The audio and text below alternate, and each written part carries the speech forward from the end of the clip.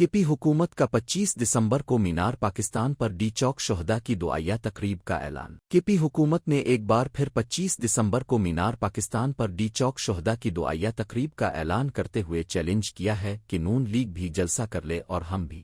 اس روز اب کے جلسے سے زیادہ لوگ نکلیں گے اور ثابت کریں گے کہ وہ عمران خان کے ساتھ ہیں۔ اس بات کا اعلان معاون خصوصی سہیل آفریدی نے کے پی اسمبلی اجلاس کے دوران کیا۔ انہوں نے کہا 26 نومبر کو نہتے لوگوں پر گولیاں برسائی گئیں، یہاں اخلاقی اقدار ختم ہو چکے ہیں، کچھ لوگ دوسروں کے احسانات تلے دب چکے ہیں جو حق کی بات تک نہیں کر سکتے۔ ہم اپنا آئین و قانونی حق لینے ڈی چوک گئے تھے، اگر عمران خان کو ناحق جیل میں نہ ڈالا گیا ہوتا تو ہم اسلام آباد نہ جاتے۔ پچھلے 2.5 برس سے قانون کا دروازہ کھٹکھٹا رہے ہیں لیکن ہمیں انصاف نہیں مل رہا۔ انہوں نے کہا کہ ہم ججز مداخلت پر خطوط لکھ رہے ہیں، اتنے عرصہ مزاحمتی تحریک کسی نے نہیں چلائی جو پی ٹی آئی ورکرز نے انجام دی، ہماری سیاسی لیڈرشپ بے گناہ قید میں ہے۔ انہوں نے کہا کہ 25 دسمبر کو لاہور مینار پاکستان میں شہدا کے لیے دعائیہ تقریب منعقد کریں گے، اس کے مقابلے میں آپ بھی پنجاب میں جلسہ کر لیں، اگر ہمارے لوگ زیادہ نہ ہوئے تو استعفیٰ دے دیں گے۔ انہوں نے کہا کہ پشتون ہمیشہ ظلم کے خلاف کھڑا ہوا ہے،